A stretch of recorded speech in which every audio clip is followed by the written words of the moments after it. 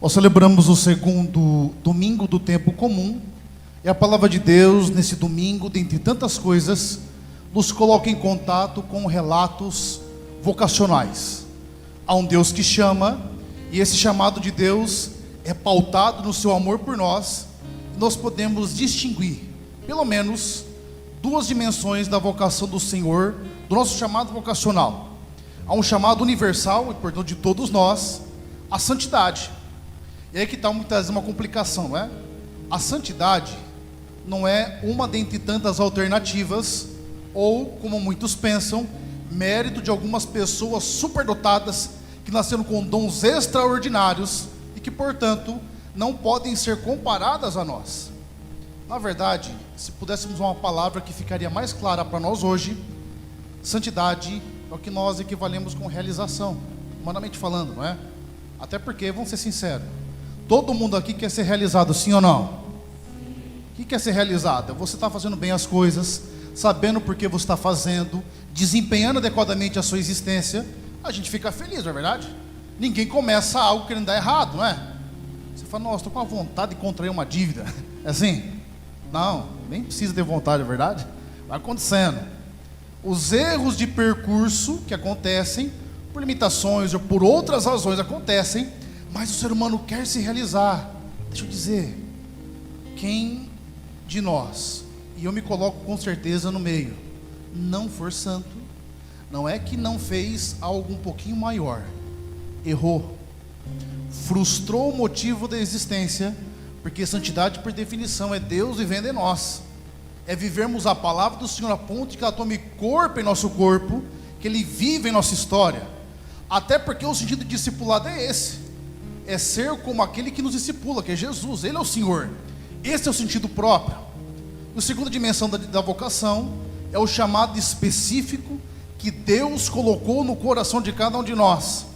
Há um chamado sobre você, há um propósito sobre a sua vida, e Deus conta com você, no seu trabalho, no seu estado de vida, para que você viva de fato essa realidade que Ele colocou em você. E é curioso que um dos primeiros critérios, aliás, talvez o fundamental, para que alguém seja vocacionado, aliás, que alguém tenha consciência da sua vocação, é escutar o Senhor.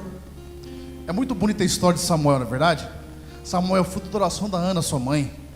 Ela queria tanto um filho, queria tanto esse filho, que um dia estava rezando com tanto fervor, com tanta devoção, que ele, o sacerdote, viu, pensou que ela estava bêbada.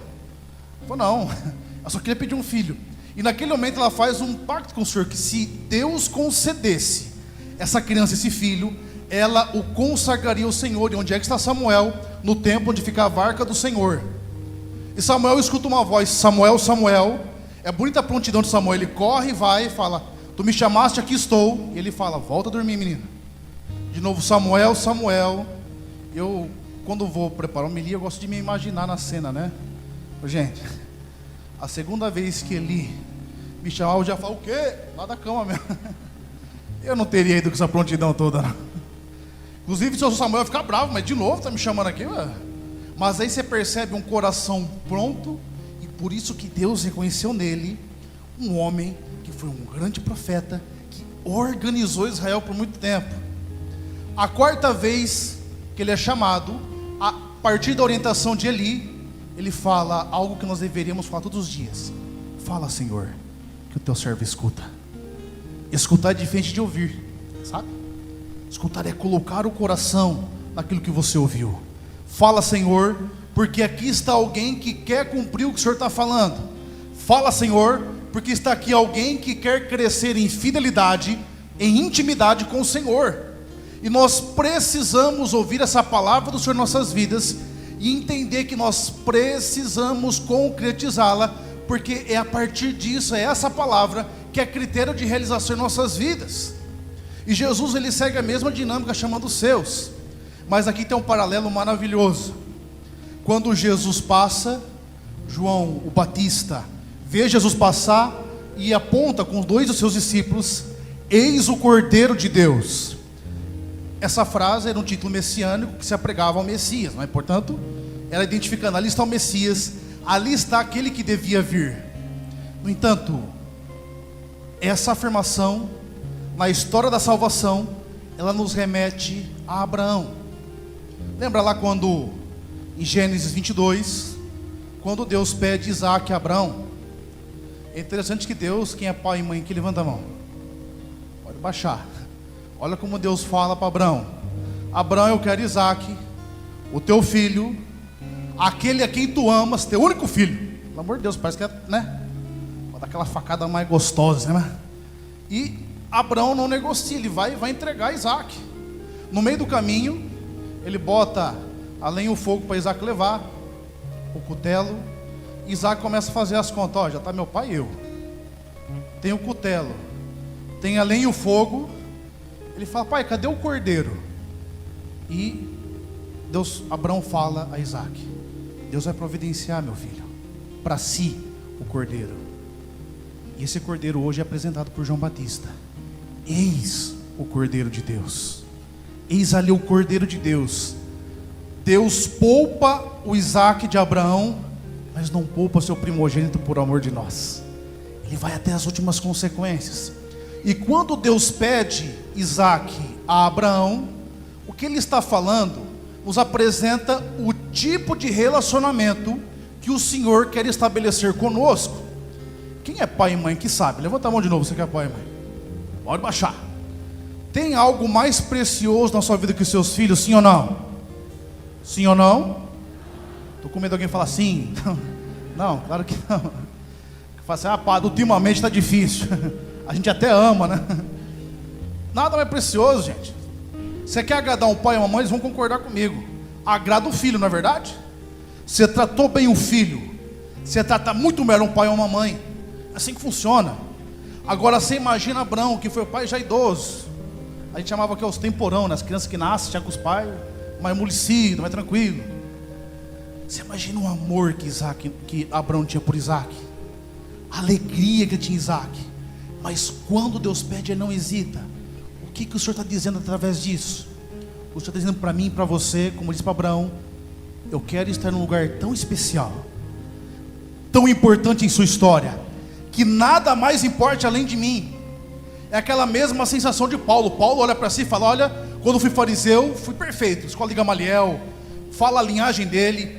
Quanto a igreja de Deus, perseguidor por fidelidade, por lealdade àquilo que ele vivia. É como se dissesse: olha, antes de me converter, eu já era muito bom, eu já fazia tudo que tem que ser feito, eu já não barganhava com as coisas.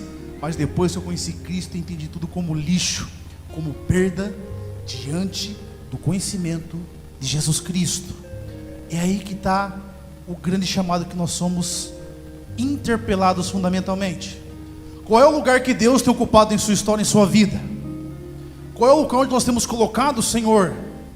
Perceba, logo que eles vão até Jesus, eles permanecem com ele, e André corre chamar o seu irmão Pedro e fala: encontramos o Messias, e portanto encontramos aquele que é o sentido de todas as coisas. E essa parte é muito bonita, e perceba que o Evangelho frisa, diz que Jesus olhou bem para Pedro e fala: Simão, filho de João, tu serás Cefas, Pedro. Ou seja, quando olhamos para Jesus, temos a revelação de fato do que somos. São João Paulo II dizia, logo no início do seu pontificado, em 1978, o primeiro discurso dele, que é Cristo que revela ao homem, o próprio homem. Ou seja, a revelação de quem somos é só em Cristo. É que nem Colossenses 3, a nossa vida está escondida nele, o sentido está nele, está em mergulhar nele. O grande convite hoje é esse: deixarmos nos conduzir por ele, para que ele mostre o dom da nossa vocação, e que nós paremos de nos olhar com um olhar meramente humano. Olha, qualquer um de nós, se você olhar a sua história, tudo que você já fez ao longo do seu percurso, se você olhar pelo viés humano, a gente até desanima, na verdade, porque evidencia as faltas, os sofrimentos, os erros, as dificuldades. Mas quando temos a graça de nos olhar pela perspectiva de Deus, nós temos a graça de entender que a graça transformadora do Senhor atua em nossas vidas e transforma homens comuns, como André, como Pedro, como os discípulos, em heróis da fé. É só obedecendo esse chamado que isso acontece. E esse é o grande convite hoje. E Deus, ele tem um projeto tão grandioso para nós, que a segunda leitura vai dizer que o nosso corpo não nos pertence. Ele não foi feito para a imoralidade, ele foi feito para o Senhor, e o Senhor foi feito para o corpo. E é muito forte como Paulo encerra, ele fala: vocês foram comprados por preço muito alto. Redenção, disse para vocês já, significa isso. Por definição, no Antigo Testamento, redenção significa readquirir uma propriedade.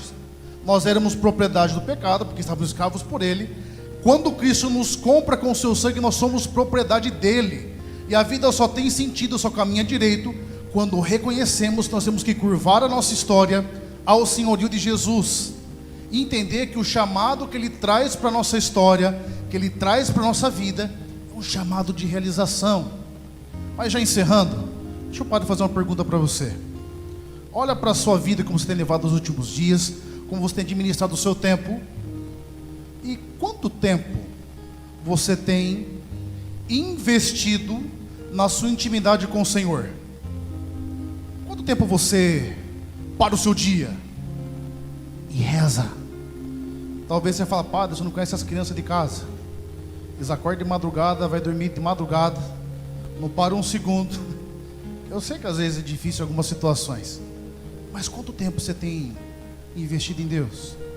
Faça a experiência, se você não conseguir lembrar agora.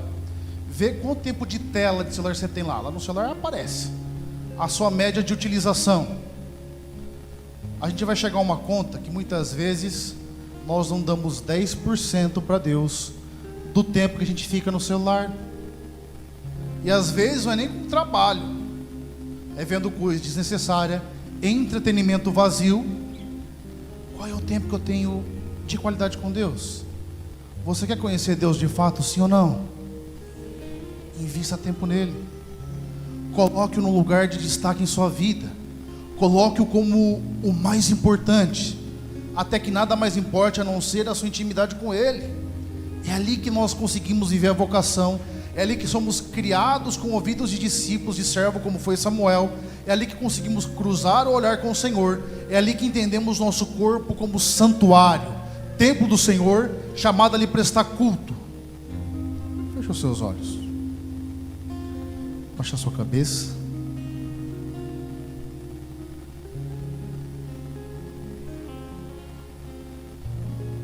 E nesse momento de silêncio, reze ao Senhor. Fala com Deus de fato. Há quanto tempo você não tem derramado o seu coração na presença dEle? Talvez no seu coração você carrega uma mágoa muito grande do Senhor. Não porque Ele fez algo, mas talvez Ele não tenha lhe conseguido algo que você tanto buscou. Talvez aqui exista uma vida com alguém que tem lhe impossibilitado de dar passos concretos no Senhor.